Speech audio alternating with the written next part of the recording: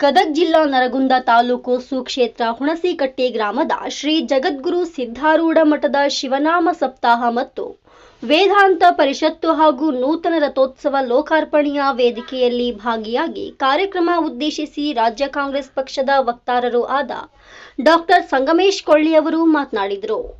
ವರದಿ ಎಂಎಂ ಮಜಿದಮನಿ, ಕನಕ ಟಿವಿ, ಗದಗ.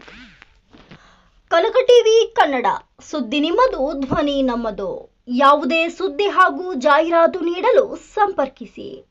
ರಾಜ್ಯಾದ್ಯಂತ ಪ್ರತಿ ಜಿಲ್ಲೆ ಹಾಗೂ ತಾಲೂಕು ಭಾಗದಲ್ಲಿ ಮಹಿಳೆಯರು ಹಾಗೂ ಪುರುಷರು ವರದಿಗಾರರು ಬೇಕಾಗಿದ್ದಾರೆ.